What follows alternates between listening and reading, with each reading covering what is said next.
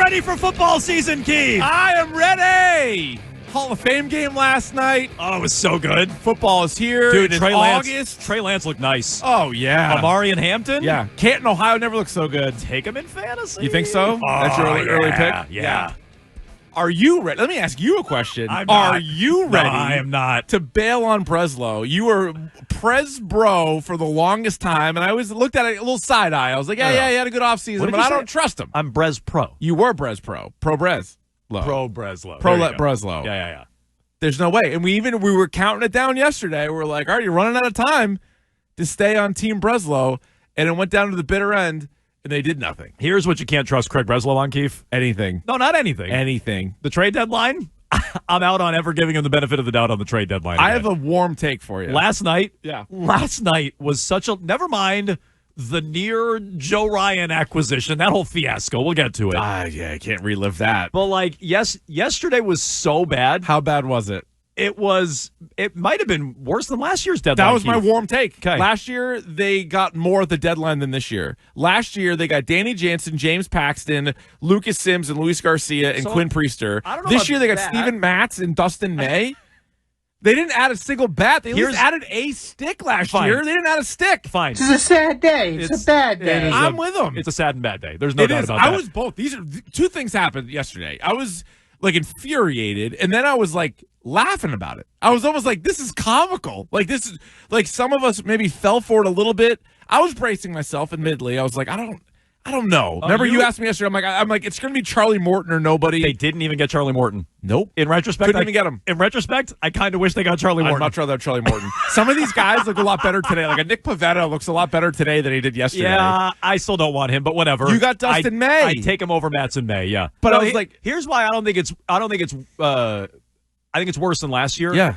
Because the team's in a better spot. The AL was there for that's why. It's not really about what they got. I think they got the same pile of crap this year that they got last year. But they got more bodies last year. I guess, but I don't know.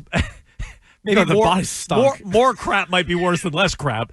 It's just they were this was the year to do it. I kind of got last year not really believing in the team. Felt like they were playing over their heads. They still should have invested. But I at least kind of got it. Second wild card team. No. This year, this team was worth investing in. The players they didn't. The players put him in a spot to do his job. I tweeted this the other day. He didn't do his job. You can't argue with it. He didn't even come close. They won 10 straight games going to the All-Star break, and it didn't matter.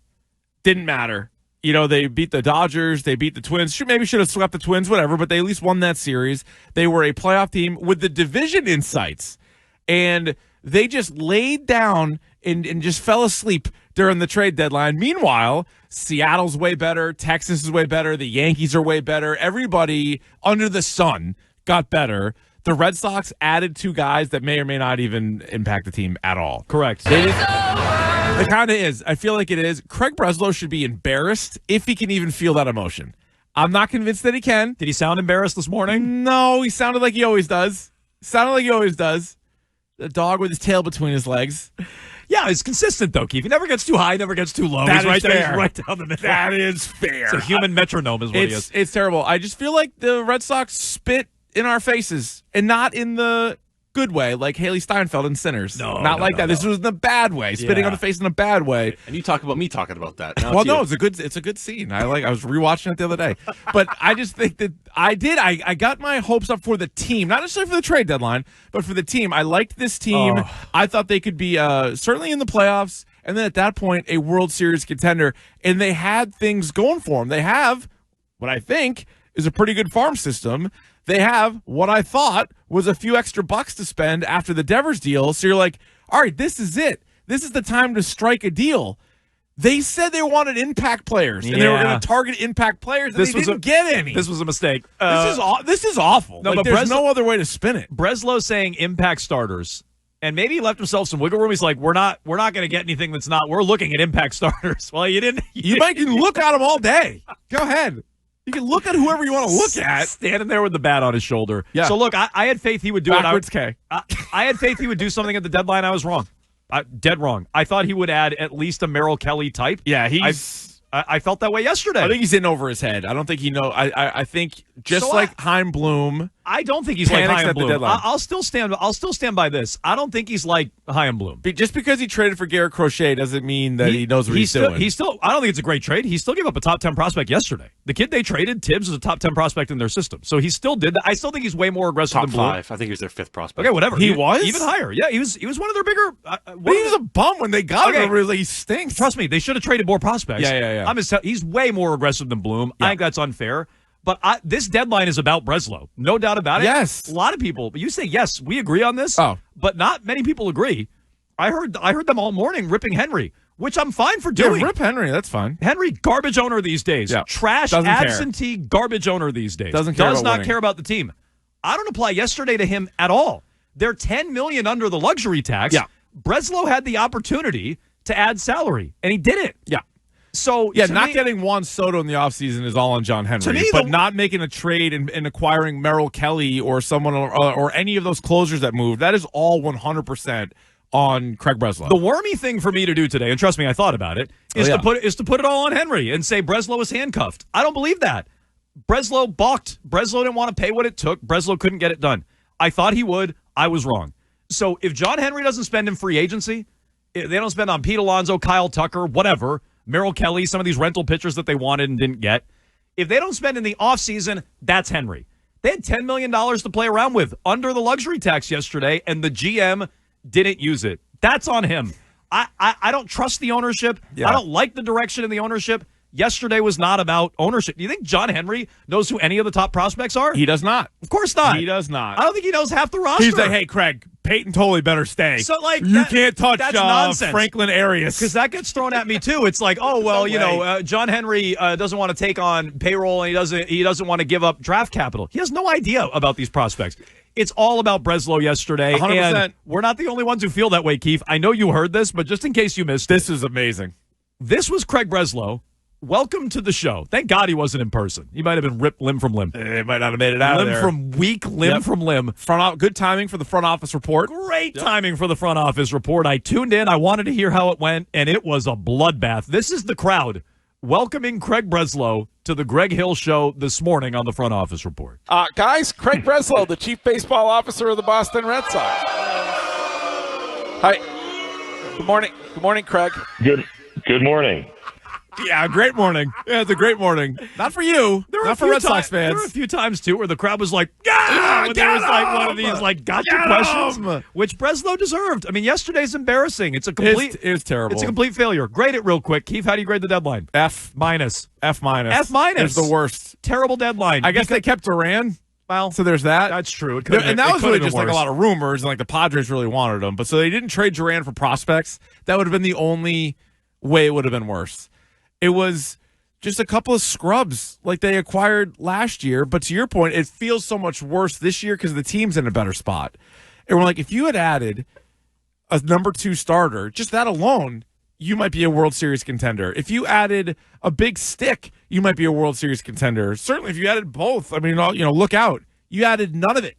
And you're like, go ahead, guys. And also, there's a track record. And this isn't this is also Alex Cora's fault, but the reality is every year they have bad trade deadlines, and every year Alex Cora makes excuses, pouts, and the team goes into a tank in August. Yeah. So that is as predictable as anything. They're going to fall apart. Keith, they're going to be bad this month. Keith, we did highlight it yesterday, so I can't say I didn't see it coming, but I still turned a blind eye to it. I'm like, my guy Brez will make a deal. Cora was actually telling us everything we needed to know. Cora started pouting after their win on Wednesday. He started pouting when they beat the Twins on Wednesday. He's like, we're not doing anything. Yeah. I'm going to a birthday party tomorrow. The pouting has already begun. He's like, John Henry said we can't trade Kyson Witherspoon. He's all over the Sox prospects. He won't let us trade any of them. It's on him. It started on Wednesday. Cora knew. And so get ready for just an unconscionable pout. And Breslow acknowledged that today, too, with Greg. He's like, oh, no, I've been on teams. I acknowledge that's a risk. We don't make moves. Other teams got better. Our team might pout. It might impact the team. And I'll be consistent. They're going to fall apart. If I thought... Good morning. Good morning, Craig.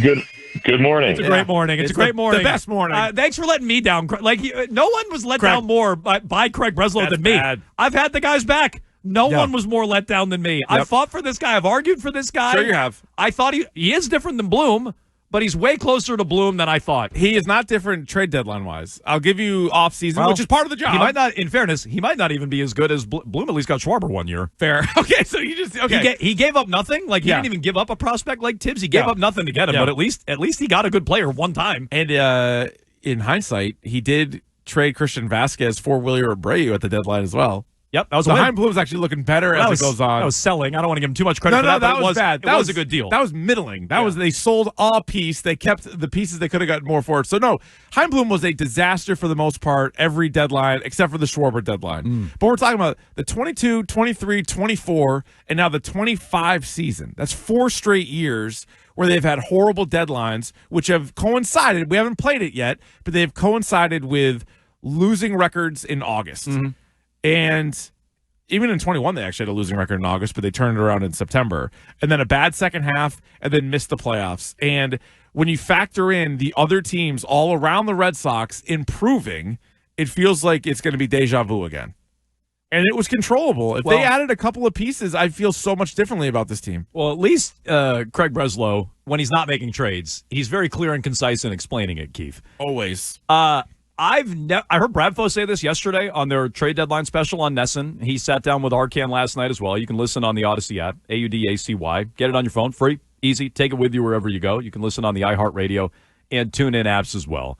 I heard Bradfo say this. He's like, I've never heard this excuse before in my life. This was Breslow on, some of the high prices out there on the starting pitchers and why the Red Sox couldn't get it done. Okay. Greg, did you ultimately feel the price for front of the rotation starters was too high? No, I don't think this is about an unwillingness to include guys or anything like that. Teams have to like our players in order for that to happen. And, we went into this deadline feeling like, in order to accomplish what we needed to accomplish, what we hoped to accomplish, we couldn't take some of our young minor league players off the table. We couldn't go into this with untouchables, and we didn't. We were willing to talk about all of our guys in the name of improving the team. It just didn't work out. Okay. So everyone was available, but teams didn't want any of them. Teams don't like any of our guys. So they have the teams have to like our players.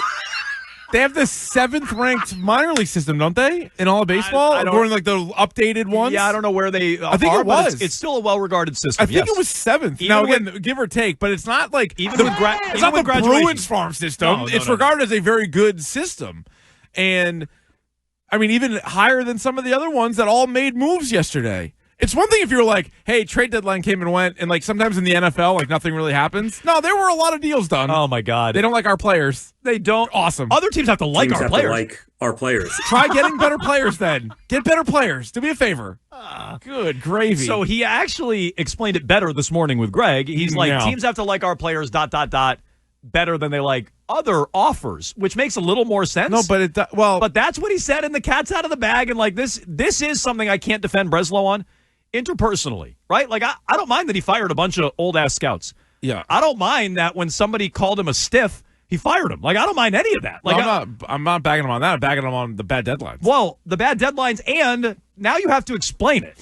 And then you go out and say no one likes our players? Like, what? Like, you're the one who put the roster together. Talking about. The whole thing has been a disaster. I would agree with that. The way he delivers the message is disastrous. But that's also dumb to think about. He should have come out when Curtis asked him about, not wanting to trade anybody. He should have been like, no. How'd I get Garrett Crochet, Curtis? And by the way, how did my nuts taste on the Devers trade? He did bring up Crochet. That's what he should do. But instead he's like, nobody likes our players. I don't know what I'm doing. Like, so it's a mess. No, but I also think you can only point to your offseason so much. We're talking about the deadline. You didn't promise, but you talked about acquiring impact players. You got to move the goalposts, Breslow. I know, but that's what you got to do. He's like, well, we had a good offseason. That's like, well, we're in first place more days than anybody else. It's the same crap. Okay. Why was the deadline so bad? Oh, they didn't like our players. Or was it you weren't aggressive enough? Yeah. Or you were too afraid to get burned by a deal? It was definitely all those things. That's what that was. They weren't aggressive enough and he didn't want to part with anything. I don't blame Henry for any of yesterday. Any of it. But I also, don't. There's plenty to blame Henry for. I solely blame him. But I'm just saying. Yeah. You know what would be a more acceptable answer? What? I did make bold moves, and I did trade prospects, and I got you Garrett Crochet. And by the way, we're better without Rafael Devers, so stuck on that. Maybe I know what I'm doing. That'd be a better answer than, Nobody likes our players. Nobody likes our players. And we were, what was it? What was his word again? Some uncomfortably aggressive? Is that what it was? I don't think you were. You didn't trade anybody. Like, that would have been a better, we could argue with it and say you're ignoring the deadline, but that would have been better. Yeah. Little Kenny Rosenthal, what he said about their attempts on Joe Ryan. It was feeble? Feeble. I don't know. Is that the opposite of aggressive? It is. Pretty close. It's not aggressive, I can tell you that. But I also think, okay, if you're trading prospects, especially in a lot of cases, lower level prospects, they're all lottery tickets. And when you're like, oh, the other team likes their prospects more than our prospects, then add another one. Right? Like kind of uncomfortably aggressive. That tips the scales. So the Texas Rangers acquired probably the best pitcher available, or the best pitcher that got moved. Not necessarily available. The best pitcher that moved, Merrill Kelly. Now, I think they got 3 prospects for him. Throw in a 4th. You give them 4 prospects, and maybe the Snakes go, all right, we'll take that one. That one's better. How many actual good prospects moved yesterday? I think it was the one for Mason Miller. Other than that, it's just a bunch of garbage, nothing, middle of your system prospect. The Red Sox could have done any of those but I would even count like one highly regarded prospect, but that's the thing about prospects. Could be crap. Oh, sure. He could be Yohan Moncada. Like, we don't have no idea. No, 100%. So, but I'm just saying, the Red Sox could have done, maybe they couldn't have done the Mason Miller trade based on prospect capital. Maybe not. They could have done every other trade yesterday based on their farm system. So the idea that they got uncomfortably aggressive and nobody likes their farm system and blah, blah, blah, it's nonsense. It's nonsense from my guy, my former guy, Craig Breslow.